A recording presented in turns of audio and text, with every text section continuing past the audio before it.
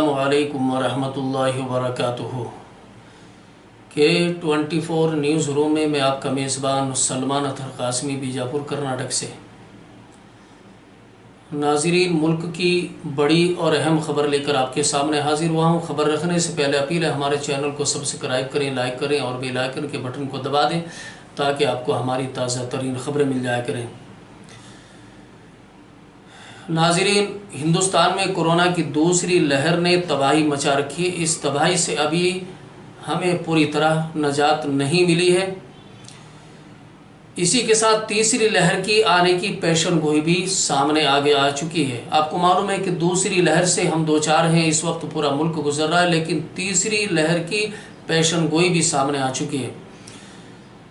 इस खबर से लोगों में एक खौफ का माहौल पैदा हो चुका है। तीसरी लहर की पेशन गोई किसी और ने नहीं की बल्कि वजीर आजम नरेंद्र मोदी के साइंसी मुशीर विजय रघुन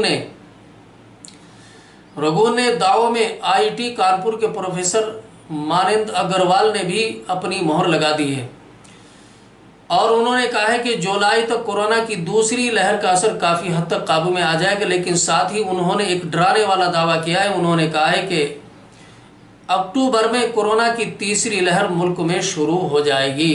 ये एक अपडेट हमारे सामने, यानी पहली लहर आई और दूसरी लहर जो अभी कोरोना वायरस की पूरे मुल्क में चल रही है, जिससे पूरा मुल्क इस वक्त दो चार है।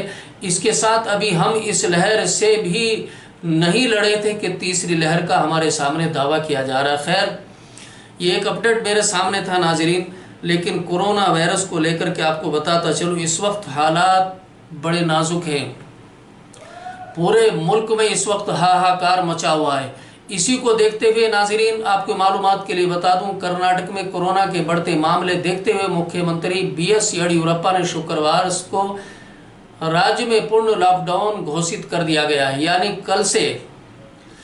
उन्होंने कहा है कि पूरे राज्य में 10 मई से लेकर 24 मई तक पूर्ण लॉकडाउन रहेगा। 10 मई की सुबह से 6 बजे से 24 मई की सुबह 6 बजे तक तालाबंदी की जाएगी।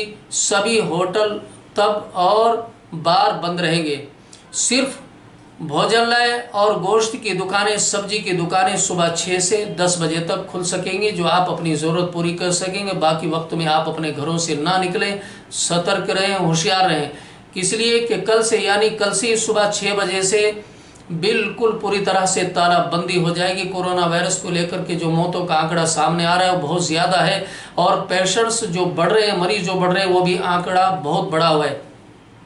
नाज़रीन, एक खबर और हमारे सामने आ रही है कोरोना वायरस को लेकर के। यही नहीं है कि इसमें कोरोना वायरस एक ऐसी वबा है, ऐसी बीमारी है, ऐसा वायरस है, पूरे मुल्क इस वक्त इसकी चपेट में। आप देख रहे हैं कि लाशों के ढेर है, कोई पूछने वाला नहीं है, हाहाकार मचा हुआ है। और पेशेंट्स, मरीज की हालत ये है कि अपने भी बेगाने होते हुए नजर आ रहे हैं। आप देख रहे हैं शमशान घाट में लाइन में लगे हुए हैं मुर्दे जलाने के लिए, और किस तरह से चिताएं जल रही हैं। 50-50, 45-45, 40-40 लाशें एक साथ जलाई जा रही हैं। शमशान घाट में जगह नहीं है। बड़ा इस वक्त डरावनी माहौल है और इसका सिर्फ और सिर्फ एक ही इलाज है कि आप अपने आप को सतर्क रखें, हिफाजत करें अपनी। और इसकी हिफाजत एक ही है कि बिला ज़रूरत आप अपने घरों से बाहर ना निकलें, ज़रूरत के वक्त ही आप बाहर निकलें। कोरोना वायरस को लेकर ही आपको बता दूं, आपकी मालूमात के लिए, खुद बरसरे इख्तदार हुकूमत इस वक्त जो भाजपा की हुकूमत है, भाजपा के ही बड़े नेता, 7 बीजेपी विधायकों की जान भी कोरोना वायरस की वजह से चली गई। आपको बता दूं, 7 बीजेपी विधायक जो बड़े सीनियर विधायक थे, वो भी कोरोना वायरस से पॉजिटिव होने के बाद में और कोरोना वायरस से लड़ने के बाद वो भी इस दुनिया से चले गए, उनकी भी मौत हो चुकी है। नाज़रीन, आपको बता दूं, सबसे पहले बीजेपी एमएलए केसर सिंह, ये भी कोरोना वायरस से लड़कर के इस दुनिया से चले गए। और दूसरा मेरे नाम सामने है, औरिया सदर से बीजेपी विधायक रमेश दिवाकर, इनकी भी कोरोना से मौत हो चुकी है।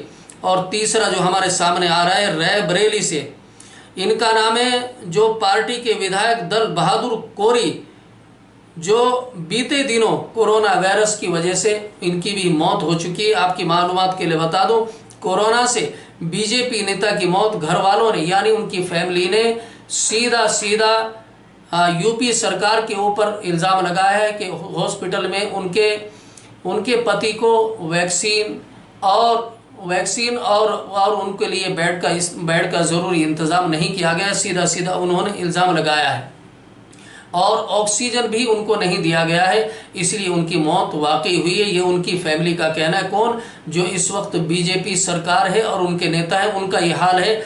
आम जनता का क्या हाल होगा आप खुद समझ सकते हैं इस चीज़ को। इसी को लेकर के नाज़रीन, बीजापुर से अभी हमने एक हाल देखा है सुबह का। बीजापुर शहर में यानी कल से ही पूरी तरह से तालाबंदी होने वाली है और आपको मालूम है कि हमारे ऊपर कैमरे फिट हैं इस वक्त।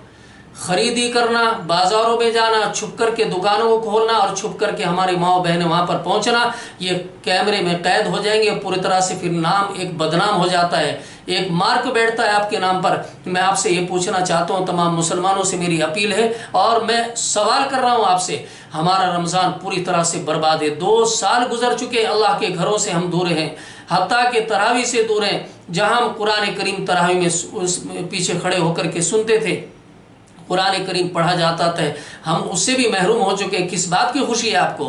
कपड़े पहन करके आपको क्या करेंगे? क्या आप खुशबू लगा करके आप करेंगे? नमाजों से आप महरूम हैं। ईद उल फितर की नमाज भी अब हमारे पास से निकल चुके, वही अदा करेंगे। 4-4, 8-8 आदमी की नमाज होगी। किस बात की खुशी है कि आप इतनी खरीदी कर रहे हैं और बाज़ारों में इस तरह से आप जाते हैं। आज देखने को मिला है कि गांधी चौक से लगा करके SBL मार्केट के इर्द गिर्द किस कदर पब्लिक का हुजूम है। क्या आप नहीं डरते हैं वायरस से?